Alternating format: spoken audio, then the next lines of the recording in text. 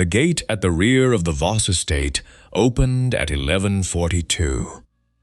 3 black vehicles entered without announcement, which meant the occupants did not expect to be challenged, and were not wrong about that. Matteo Voss stepped out of the center vehicle, carrying a child wrapped in a white blanket. The blanket had an embroidered mark along the hem. It was the mark of Father Cale's orphanage.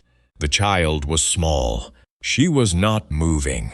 Her name was Lily, and the 2 men who walked behind Matteo had been saying, since they left the exchange point, that she was dead. The men were wrong. Dr. Elise Rowan did not know this yet. She knew only that she had been called to the treatment room beneath the Voss estate at 11:30 to examine what was being described to her over a crackled radio as a deceased child. Elise Rowan was the kind of doctor that powerful men in powerful households tended to underestimate.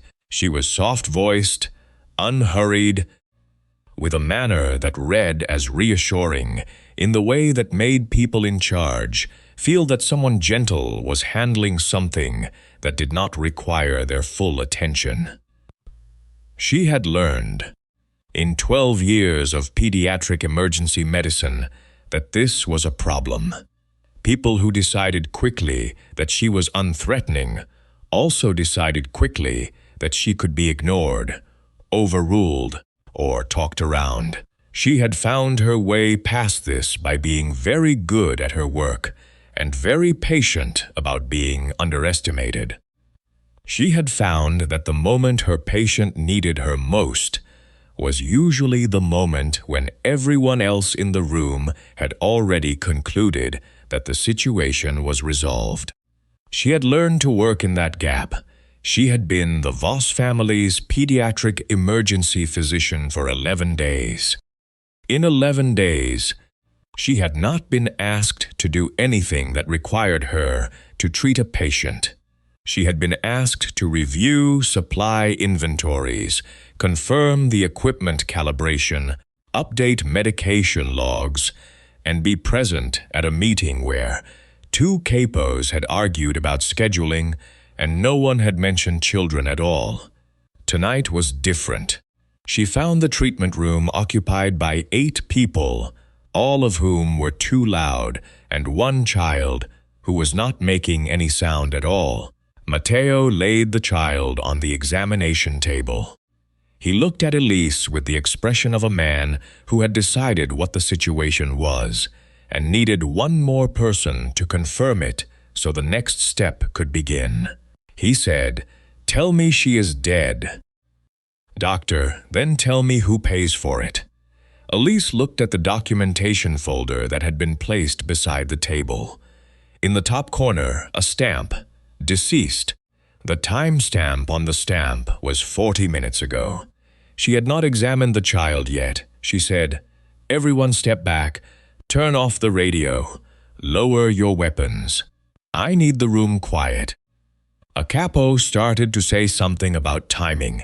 Elise said, "Now." They stepped back. The radio went off. She leaned over the table and began to work. She had learned, in 12 years of pediatric emergency medicine, that children in crisis did not present the way adults in crisis presented. Their signals were quieter, more easily missed, more easily dismissed by people who were looking for the wrong things in the wrong places. The room was much quieter now, not silent. The sound of men standing with weapons they were holding because they had nowhere to put the tension that was building in them. But quiet enough. She completed the examination with the patience of someone who had done this in much worse conditions, in disaster zones, in clinics with unreliable power, in vehicles moving over difficult ground, and who understood that the pace of this work was not slow because it was uncertain. It was slow because it was correct. She found what she was looking for. It was small. It was the kind of thing that required stillness to find, the specific quality of attention that she had developed because her patients could not always tell her where it hurt or how long they had been hurting. She had been trained to listen for the things that patients too young to speak had no way to report. She had been trained to treat the information as real, even when the room around her said it was not. She straightened. "She is not dead," she said. Matteo said, "There is no pulse." Elise said, "There is. You are listening in the wrong place."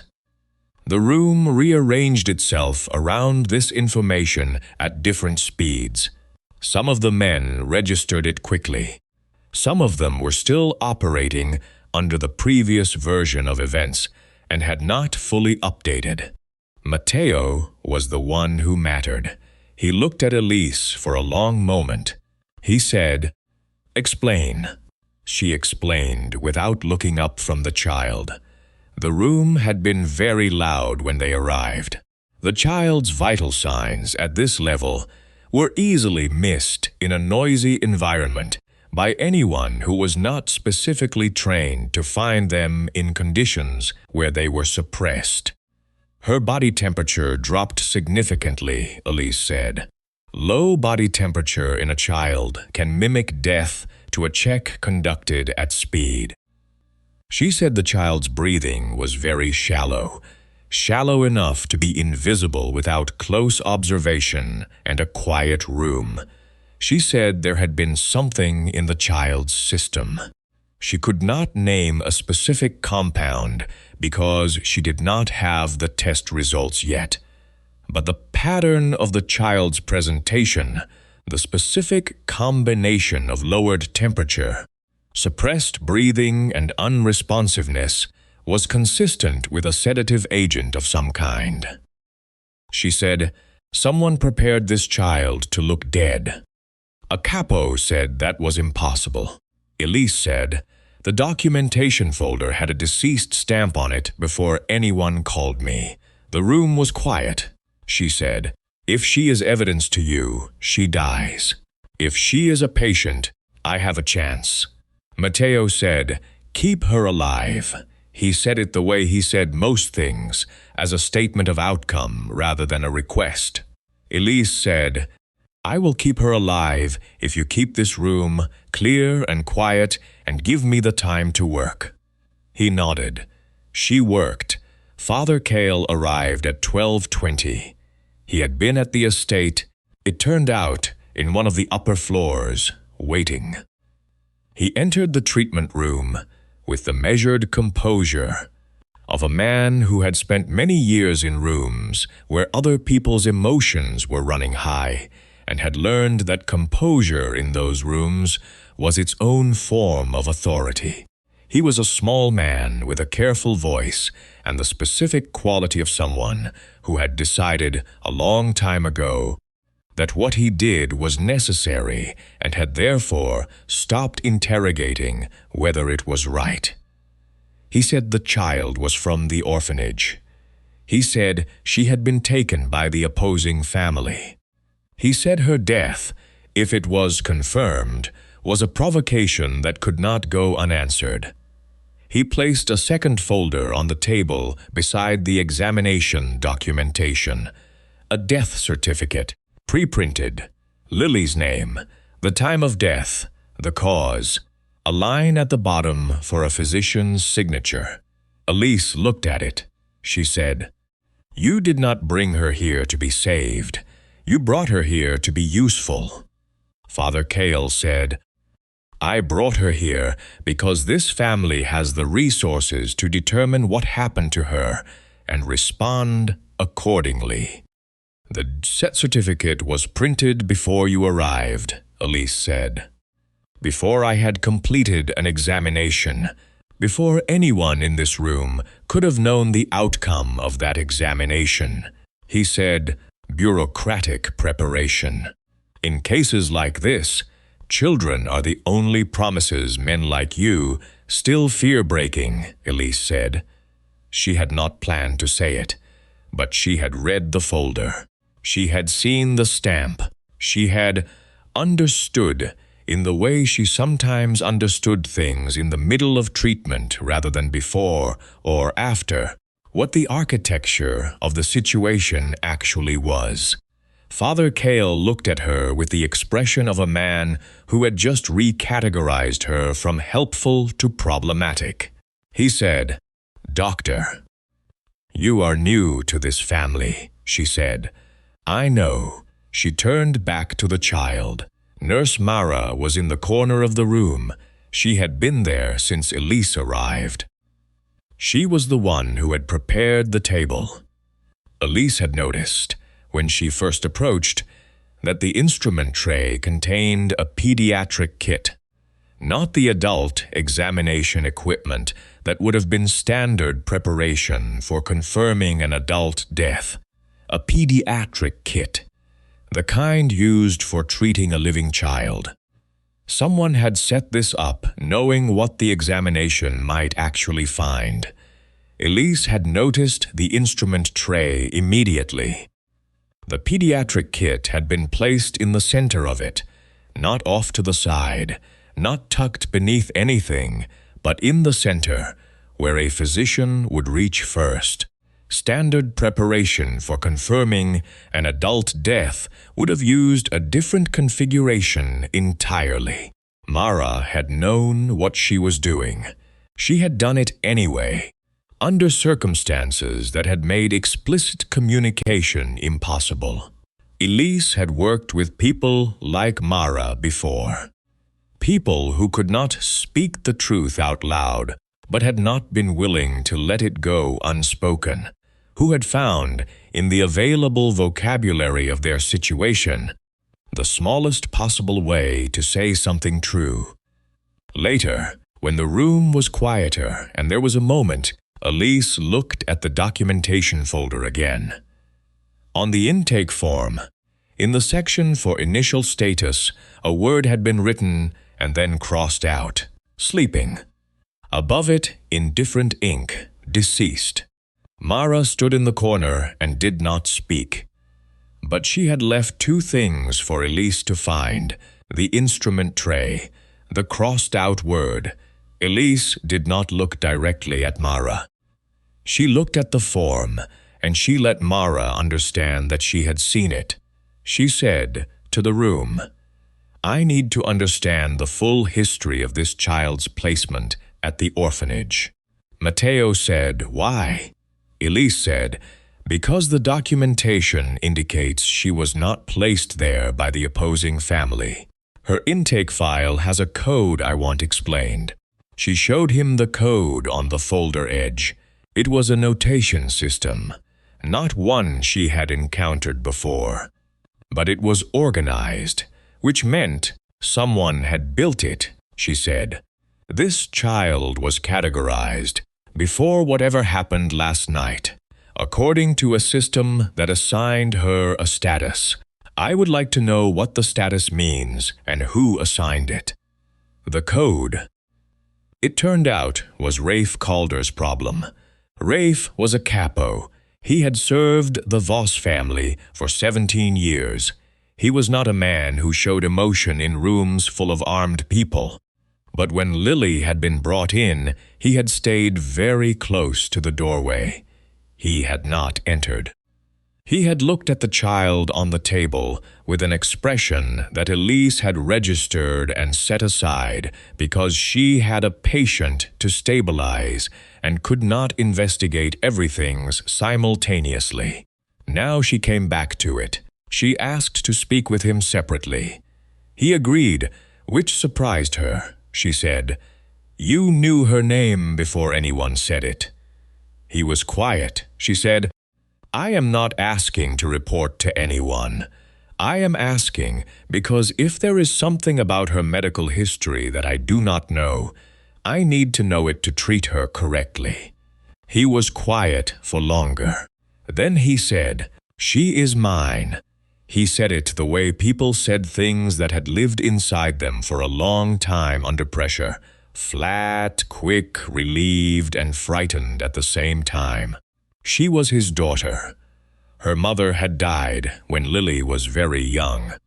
Rafe had placed her at Father Cale's orphanage because he believed, and had been told, and had allowed himself to believe because it was convenient, that the orphanage was a protected space, that children there were outside the systems of the family, that his daughter was safe there. He said, "I hid her from my enemies. I did not know I had hidden her inside a market." Elise said, "Tell me everything you know about how the orphanage works." She told Matteo what Rafe had told her. Matteo was quiet for a long time. He was a man who processed information at a certain speed and then acted, and the acting was usually irreversible. She had learned this in 11 days. She was counting on the processing stage lasting long enough. He said, "Rafe's daughter? Yes. In Cale's orphanage? Yes." He said, "I want to see the files." She said, "So do I." The orphanage files were in a room in the East Wing that Elise had not been in before. When they entered, she understood why. The files were organized. Comprehensively, systematically organized, the way a business organized its inventory, not the way a charitable institution organized its beneficiaries. The folders were color-coded: red for children of capos, blue for children who could be exchanged for prisoners or information, white for children with no political value, black for children designated as proof. Elise stood in front of the filing system and said, "Then your empire is not protecting children, it is storing them." Matteo looked at the files for a long time.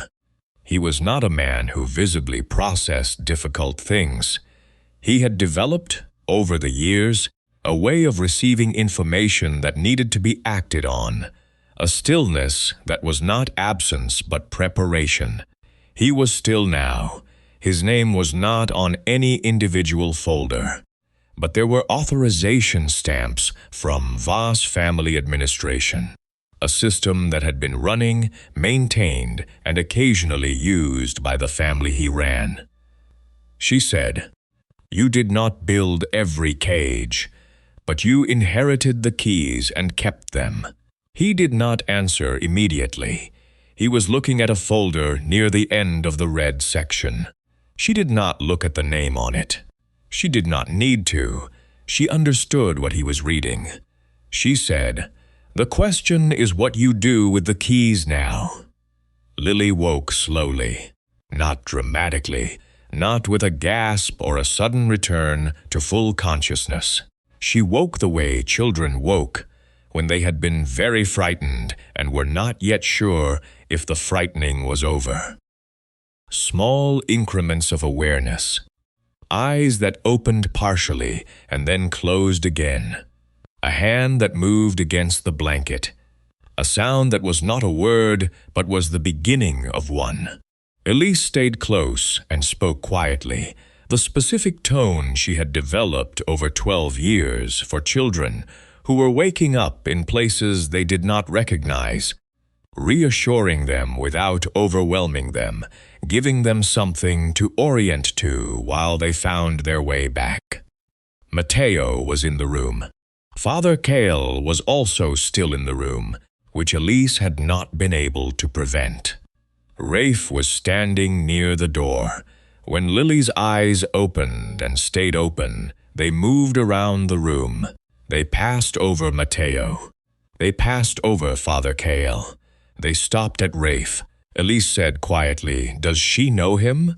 Rafe said, "Yes." She said, "Do you want her to know he is here?" He said, "Yes." She spoke to Lily, told her she was safe, that she was with people who would not hurt her, that there was someone nearby who wanted her to know he was there. Lily's hand moved toward Rafe's direction. Elise nodded at him. He crossed the room slowly. He sat beside the table. He did not take her hand immediately. He waited to see if she would move toward him first. She did. very slightly, just her fingers shifting against the blanket. He put his hand over hers. He was a capo who had served a Mafia family for 17 years. He had been in rooms where decisions were made about when and how people died. He had been the person in those rooms who said yes. He sat beside this table and held his daughter's hand and did not speak. Neither did she for a moment.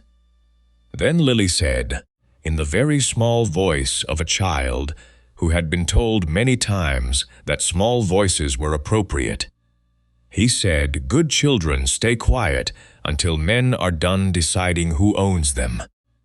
She said it the way a child repeated a lesson, without accusation, without drama, simply as information about the world she had been taught to navigate. Lily did not understand the word orphanage the way adults did.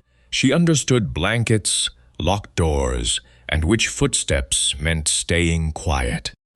She understood that she had been somewhere where staying quiet was the most important rule. She had been very good at the rule. The room was completely silent. Father Kael said, "She is confused. The medication." Elise said, "Which medication?" He stopped. She said, "You said medication. Which one did you use?" He did not answer. She laid the evidence in sequence. Not because she needed to perform it, because the people in the room needed to see the pieces in the order they had happened, and the order was what made the picture undeniable. A piece of evidence seen alone could be explained. A sequence could not. She had learned this in medicine, that a single anomalous result was a footnote, but 3 anomalous results with a logical relationship between them was a diagnosis. The same principle applied here. The death certificate, pre-stamped, the intake documentation with its codes, the folder Lily's name was in, the color of that folder, the pediatric kit that Mara had placed on the instrument tray, the word sleeping, crossed out, replaced. Rafe's testimony, the authorization stamps from Voss administration on a system that categorized children by political value. She said, "You did not need her to die. You needed a physician to sign a document saying she had." Father Kael said, "I am trying to protect these children." Elise said, "You are trying to protect a system that stores them." Matteo looked at Father Kael for a long time. Father Kael said that the orphanage had kept dozens of children safe. He said the alternative was children unprotected, in the streets, available to any family that wanted to use them. He said that centralized management, however imperfect, was better than the chaos of unprotected children scattered across a city where every adult with power had a motive to use them. Without the orphanage, he said, half these children would have been buried by the men you now accuse me of feeding, he said. Children are the only promises men like you still fear-breaking. He said it differently than Elise had heard it the first time. He said it as a justification, as a statement of how the system worked and why it needed to. He was not, Elise understood, lying about the children he had helped. Some of them had been helped. Some of them had been given shelter, food and stability that they would not have had if the orphanage had not existed. He believed this. He had organized his entire moral framework around this belief. What he had not noticed, or had chosen not to notice, was that a system which helped some children by classifying all children according to their usefulness was not a protection system. It was a management system. The help it provided was contingent on the classification. The classification was contingent on whether the children in question had political value. Children with no political value got the white folders. Children with the wrong kind of political value got the black ones. The ones who were helped were the ones the system had decided were worth protecting. The ones it had decided were useful as proof had no one deciding they were worth anything else. Elise said, "If your power needs a child locked underground to survive, it deserves to die." Matteo said, "You can avenge one child, or you can stop creating the next one." He said it not to Father Cale, he said it to himself. He said it because he had spent the last 3 hours in a building he controlled, watching a system he had inherited do something he had told himself he would never let happen. He had told himself, when he became boss, that he was not like the men who had used children as currency. He had told himself that he was better than the institution he had taken over.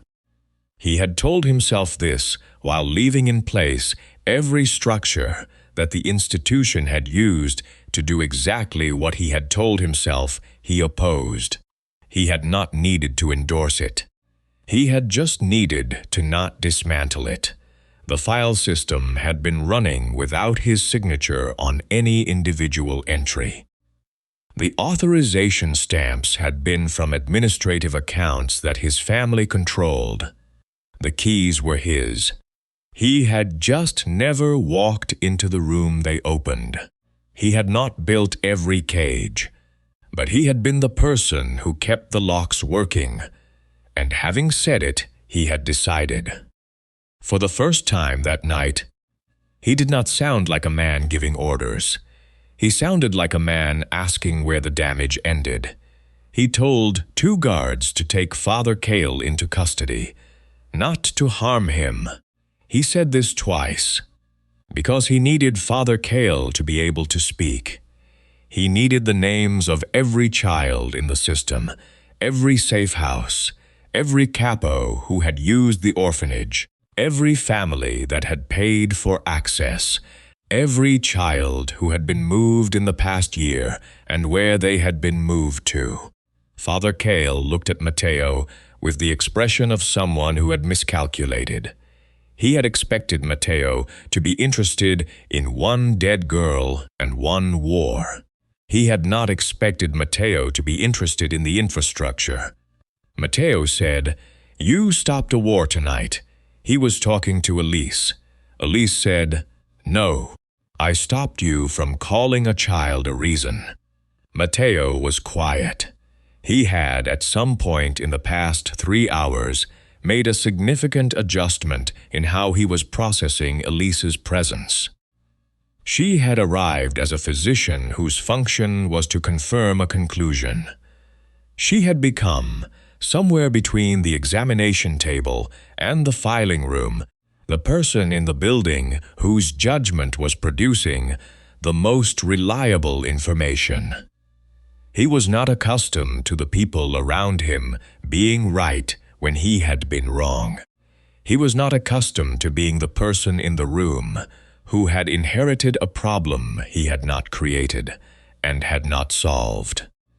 He was accustomed to being the one who understood the situation first. Tonight, that had not been true, and the person who had understood it first had done so by looking at a child as a patient rather than as a piece of evidence. Then he said, "Stay. This house has too many rooms built for fear." Elise looked toward the treatment room. She said, "Then we start by opening the ones where children were taught to stay quiet."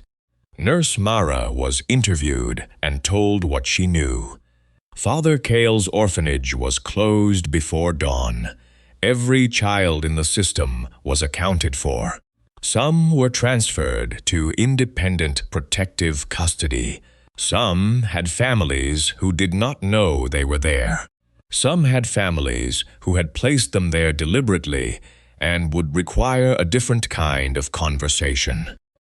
Lily stayed in the treatment room under Elise's care. Rafe did not leave the building. He sat outside the treatment room and waited. He had the specific quality of a man who had made many decisions in his professional life. Decisions about resources, loyalty, risk, retaliation, and who had arrived at a situation where the only decision available to him was whether to wait or to leave. He had not left. He sat with his hands on his knees and his eyes on the closed door and did not ask for anything. In the specific way of a person who understood they had no right to demand access and was waiting for permission to be offered. Elise came out once and told him his daughter was stable and would recover. He said, "Can I see her?" Elise said, "When she is ready." He nodded. Matteo issued the order before the sun came up. No child in Voss territory would be held as insurance. No child would be exchanged as part of any agreement. No child's death would be used as justification for violence without independent medical verification from a physician with no stake in the outcome.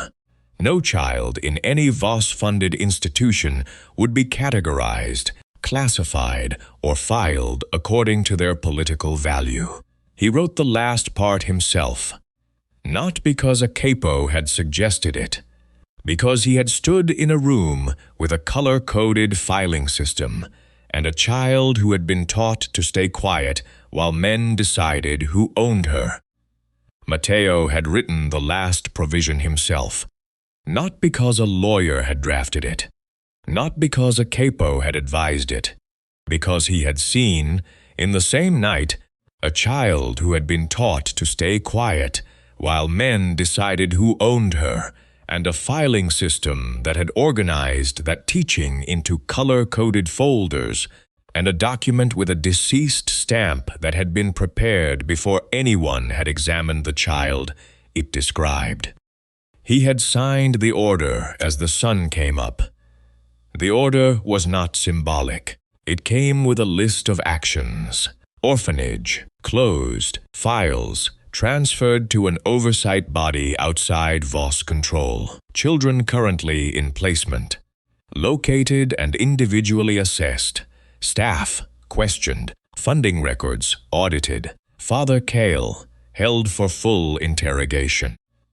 Elise stood at the door of the treatment room as the estate began its slow, difficult adjustment to a morning that had gone differently from the one that had been planned. She thought about Lily, who was sleeping now. Real sleep this time. The kind that followed exhaustion and fear, and the specific effort of coming back to a room where the people in it were not going to hurt her. She thought about the word Mara had written and crossed out, sleeping. She thought about how close the night had come to ending differently.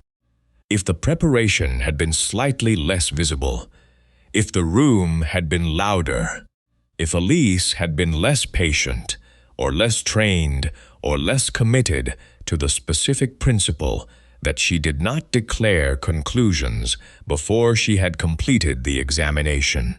She thought about 12 years of small patience in difficult circumstances, about the specific patience required by a specialty that worked with people too young to advocate for themselves, about what it meant to be the person in a room who was trying to find a signal that everyone else had stopped listening for.